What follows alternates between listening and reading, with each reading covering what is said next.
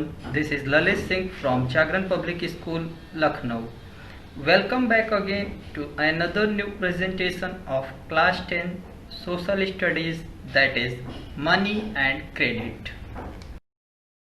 Here in this presentation, you will understand meaning and limitation of barter system, how it gave way to the money, its definition, feature and function.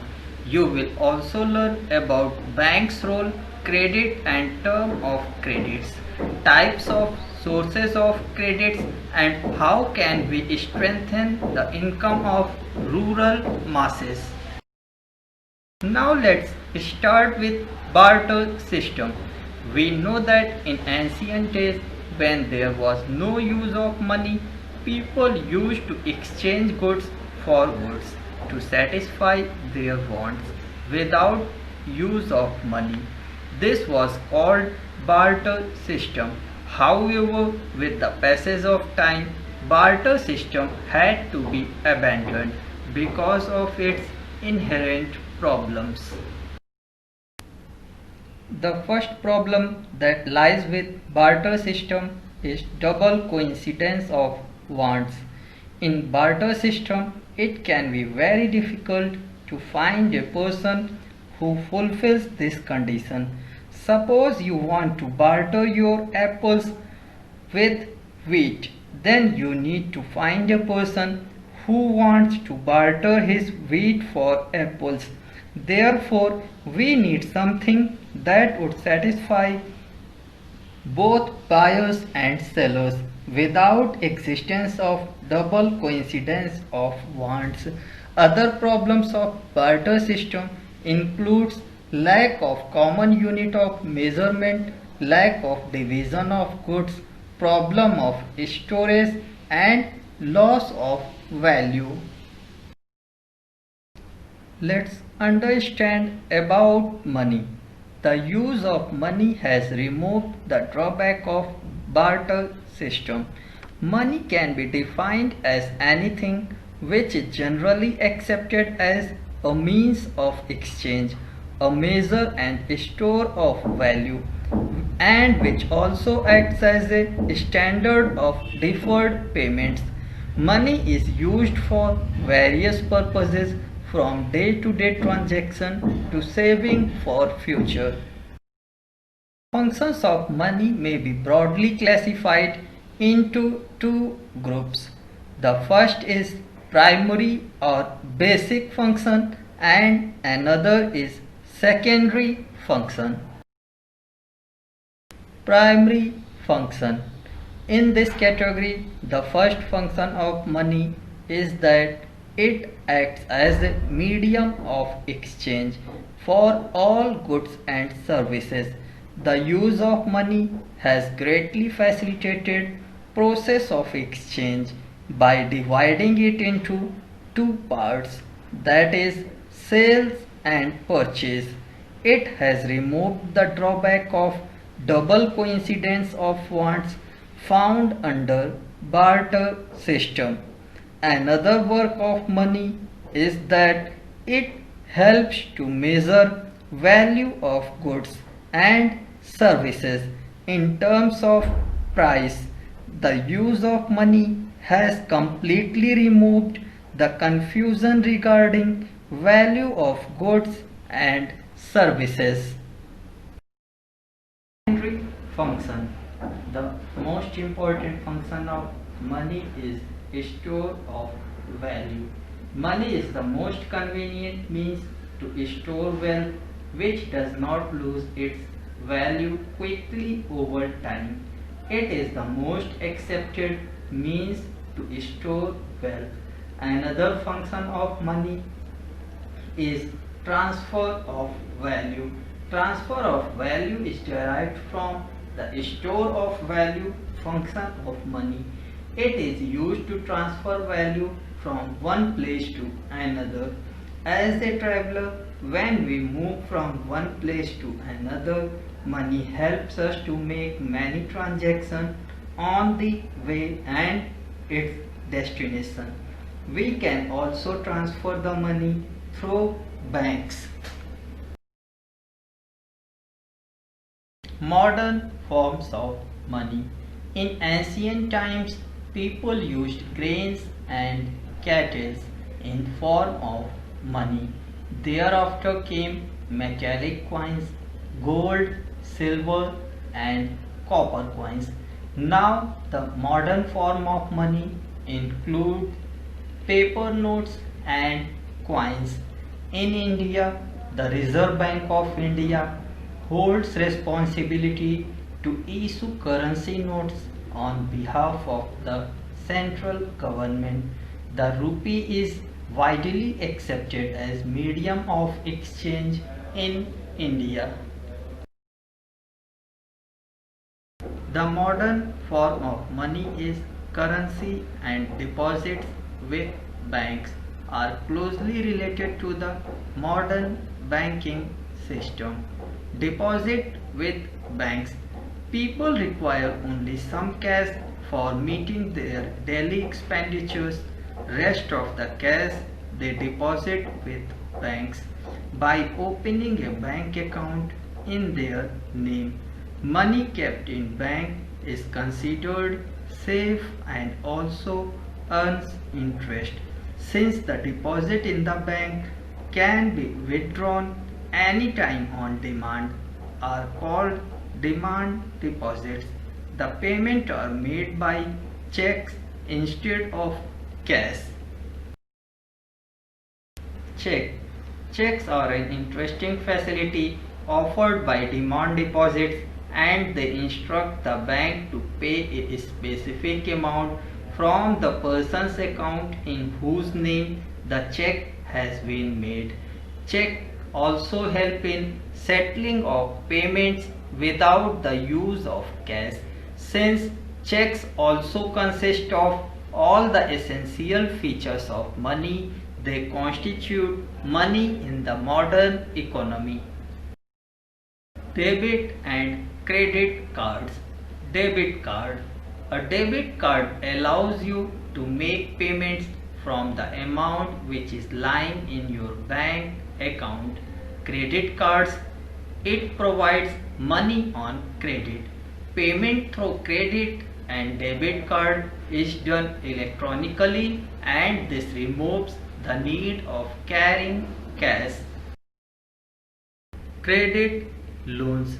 Credit refers to an agreement in which the lender supplies the borrower with money, goods, or services in return for the promise of future payments. Banks keep a small proportion of their deposits as cash. In India, this limit is 15% of their deposits as cash. Rest of the amount is provided as credit to people who need the loans. The interest rate charged by a bank on loans is higher than the interest rate given by it on deposits. Thus, interest is the main source of income for banks. Credit provided by the banks can be broadly divided into two groups, one for business and another for agriculture. Let's start understanding the first situation, that is credit for business.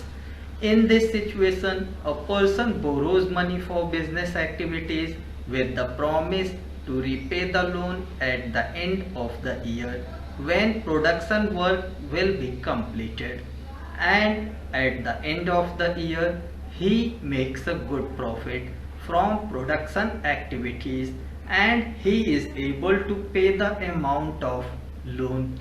Therefore, that person becomes better off than before.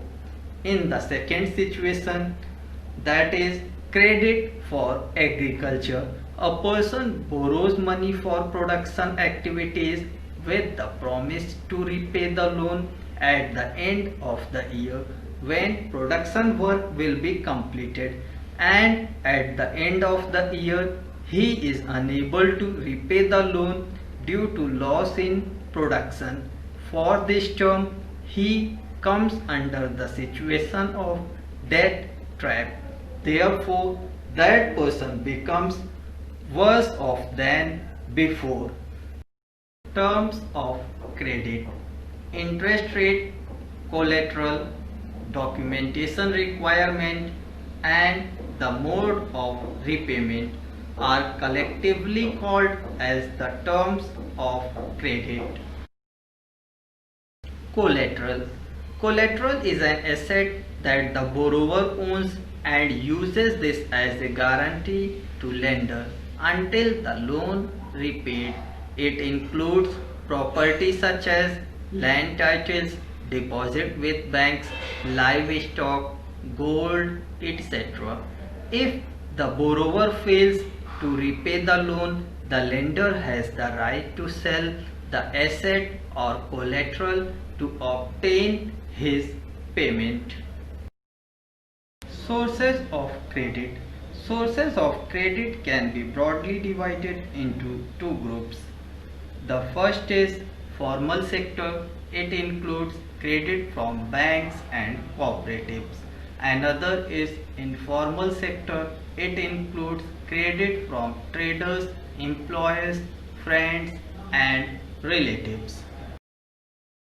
Formal sector credit. The formal sector of credit consists of loans from banks and cooperatives. The Reserve Bank of India supervises the functioning of formal sources of loans. The RBI checks that the bank does not only give loans to profit-making businesses and traders, but also to small cultivators, small scale industries, and to small borrowers, etc. Informal sector loans. Informal sector loans are loans from money lenders, traders, employers, relatives, and friends. There is no organization which supervises the credit activities of lenders in this sector. There is no one to stop them from using unfair means to get their money back. The formal sector fulfills only about half of the total credit needs of rural people. The remaining credit needs are met from informal sources. It is important that the formal credit is distributed more equally so that the poor can benefit from the cheaper loans. It is necessary that banks and cooperatives increase their lending, particularly in rural areas, so that the dependence on informal sources of credit reduces. While the formal sector loans need to expand, it is also necessary that everyone receives these loans. Since banks are not present everywhere in rural areas, people for loans have to depend on informal sector. In order to avoid this problem, people form small groups called self-help group or SHG. It is comprised of 15 to 20 members which promote small saving among their members. The arrangement of loan through SHG is also called microfinance because the small amount of loan is involved in this. The aim of the organization is to lend loan at less rate of interest compared to the rate of interest specified by the money lenders. The regular meetings of the group provide a platform to discuss and act on a variety of social issues such as health, nutrition, domestic violence, etc. SHG have helped immensely in reducing the influence of informal lenders in rural areas. Many big corporate houses are also promoting SHGs at many places in India. Thank you.